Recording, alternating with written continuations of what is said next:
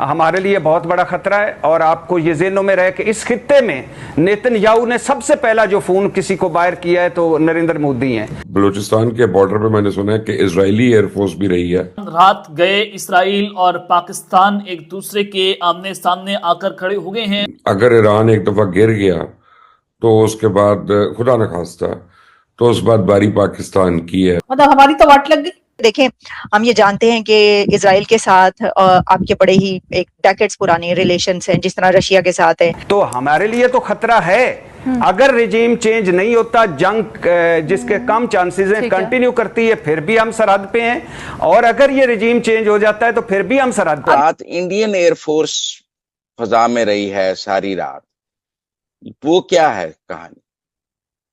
देखिए अभी पता चलेगा, उसकी डिटेल्स आ रही हैं। और ये जो एक डिबेट चल रही थी कि क्या ईरान के बाद पाकिस्तान की बारी है। देखिए 24-25 तारीख को इंडियन प्राइम मिनिस्टर मोदी जाते हैं इजराइल जी, और वहां जाकर वो जितनी कोलैबोरेशन दिखाते। आपकी नजर में कोई प्लान बन रहा है ग्रेटर, क्योंकि ग्रेटर इजराइल का प्लान तो पुराना ही है और उस पर इंप्लीमेंटेशन का वक्त वो कह रहे हैं कि करीब आ रहा है। चाइना और सोवियत यूनियन ऐसे लगता है गायब हैं। हालांकि सबका ख्याल था कि ये इतना थिएटर है और इस थिएटर में अब चाइना बहुत एक्टिव इन्वॉल्व हो रहा है मिडिल ईस्ट के अंदर।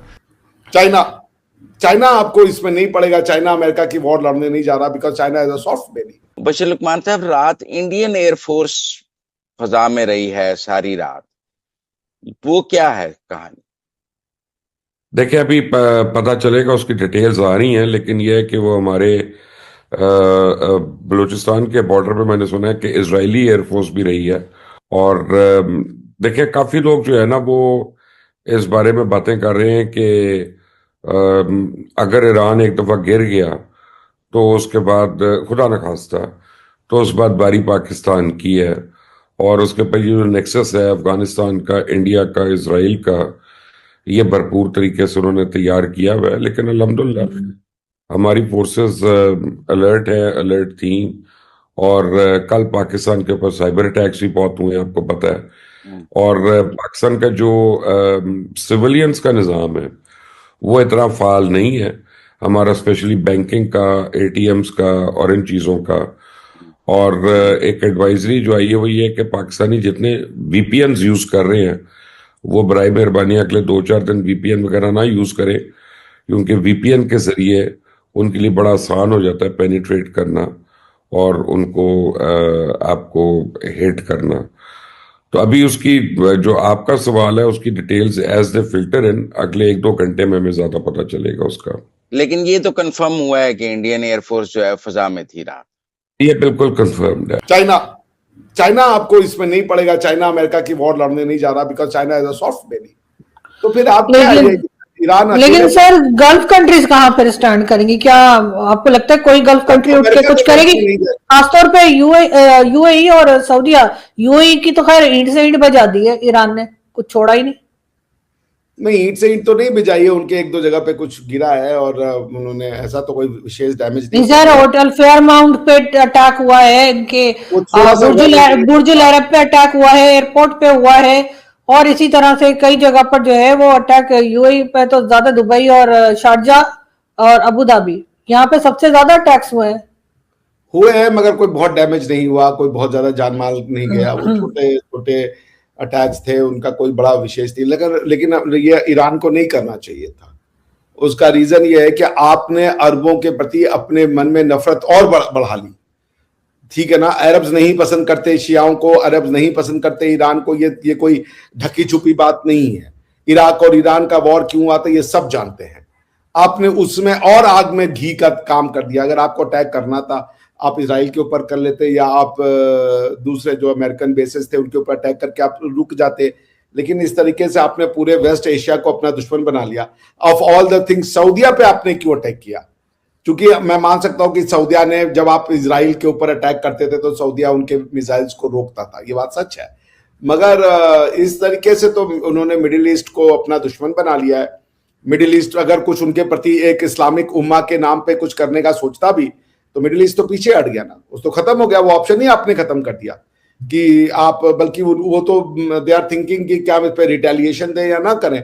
और आई थिंक कि उस रिटेलिएशन को अगर कोई रोक रहा है तो अमेरिका रोक रहा है, क्योंकि अमेरिका नहीं चाहता कि बात और आगे बढ़े। अमेरिका का जो ऑब्जेक्टिव था वो ऑलमोस्ट उन्होंने अचीव कर लिया, लेकिन उस ऑब्जेक्टिव का जो दूसरा पार्ट है कि क्या वहां पे लोकल डेमोक्रेटिक गवर्नमेंट बनेगी, this is a matter to see जी। लेकिन सर ये भी तो कहा जाता है ना कि अक्सर हम पढ़ते हैं कि जी कोई काम शुरू करने से पहले सोचेंगे इसको खत्म कैसे करेंगे। तो अब अमेरिका ने जंग शुरू तो कर दी है इजराइल के साथ, लेकिन अब ये इजराइल को मिलाकर यानी ईरान के साथ अब ये खत्म कैसे करेंगे? जहां तक मुझे ईरान के लोगों की समझ आई है, वो रुकने वाले नहीं है, वो डरने वाले भी नहीं है। नहीं देखिए आरजू जी, ये बच्चों वाली बात हो जाएगी। भाई उनके पास कुछ है ही नहीं लड़ने के लिए। जो 3-4 हजार मिसाइलें थी मार मुर के खत्म कर दिया उन्होंने। कुछ नहीं है भाई। आप उन्होंने आपके नेवी का, तो चाइना सुने उनकी मदद कर रहा है तो चाइना और मिसाइल नहीं दे देगा? चाइना कितना मिसाइल दे देगा आपको? चले कितनी मिसाइल दे देगा? कौन सी मिसाइल दे देगा? ये देखिए, ये बहादुरी नहीं है। ये मुझे लगता है अब ईरान का अपना नुकसान हो रहा है। देखिए आरजू जी, आप दिलेर हो सकती हैं, इसका ये मतलब नहीं आप जाके हाथी से लड़ जाइए। वो आपको नुकसान आप ही का होगा, आपको कुछ नहीं होगा। ये वही बात हुई कि मैं पत्थर में जाकर के सर मार दूं, बोलूं मैं दिलेर हूं। भाई ये मूर्खता है ना। ये कोई दिलेरी नहीं है। आपको ये देखना है कि जो ऑलरेडी इकोनॉमिक सिचुएशन आपकी खत्म है, आपकी जो करेंसी है वो मिलियंस में चल रही है इस समय $1 के अगेंस्ट में। आप कहां ले जाना चाहते हैं इसको? सारे स्टॉक एक्सचेंज भी क्रैश कर गया है कई जगह का आज, और प्राइस और फ्यूल प्राइस बढ़ गई, अभी और आगे बढ़ने जा रही है। तो सिर्फ ऐसा नहीं है कि ईरान और इजराइल लड़ रहे हैं और बाकी सब जो है वो बैठ के आराम से सबका बड़ा। आपके यहाँ भी बिजनेस इफेक्ट होगा? सबके होंगे, इन्फ्लेशन होगा, सब कुछ होगा। बाकी लोग को दर्द होगा हल्का सा। ईरान बर्बाद हो जाएगा, आप इसको समझिए, क्योंकि चीजें ऑल्टरनेटिवली रूट, क्योंकि ईरान का ऑयल मार्केट में वैसे भी नहीं आ रहा था।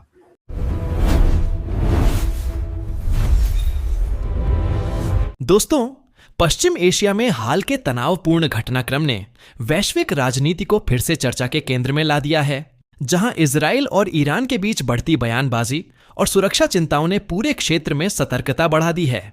वहीं पाकिस्तान की सीमाओं को लेकर भी अटकलें तेज हो रही हैं। हालांकि आधिकारिक तौर पर किसी नए मोर्चे की पुष्टि नहीं हुई है। इसी बीच भारत ने संतुलित और जिम्मेदार कूटनीतिक रुख अपनाते हुए शांति और नागरिकों की सुरक्षा को सर्वोच्च प्राथमिकता बताया है। भारत के प्रधानमंत्री नरेंद्र मोदी ने इजराइल के प्रधानमंत्री बेंजामिन नेतन्याहू से टेलीफोन पर बातचीत कर मौजूदा स्थिति पर चिंता व्यक्त की और आम नागरिकों की सुरक्षा सुनिश्चित करने पर जोर दिया। साथ ही उन्होंने संयुक्त अरब अमीरात के राष्ट्रपति शेख मोहम्मद बिन जायद अल नाहयान से भी संवाद कर क्षेत्रीय स्थिरता और हालिया हमलों की निंदा की। यह घटनाक्रम दर्शाता है कि भारत वैश्विक शांति, संवाद और कूटनीतिक समाधान का समर्थक है तथा किसी भी संघर्ष के विस्तार के बजाय बातचीत और संयम को प्राथमिकता देता है। अब सवाल यह है कि क्या आने वाले दिनों में कूटनीति हालात को शांत कर पाएगी या क्षेत्रीय समीकरण और जटिल होंगे? और दूसरी बात यह कि विश्व की बड़ी ताकतें किस तरह इस तनाव को संतुलित करने में भूमिका निभाएंगी? ये दोनों पहलू आने वाले समय की दिशा तय कर सकते हैं। फिलहाल जरूरत है तथ्य आधारित जानकारी पर भरोसा रखने की और अफवाहों से दूर रहने की, क्योंकि संवेदनशील समय में सही जानकारी ही सबसे बड़ी ताकत होती है। आप इस मुद्दे पर क्या सोचते हैं? अपनी राय कमेंट में जरूर बताएं। और अगर आपको ऐसी ही निष्पक्ष और तथ्यपूर्ण विश्लेषण पसंद है तो वीडियो को लाइक करें, अपने दोस्तों के साथ शेयर करें और चैनल को सब्सक्राइब करना न भूलें।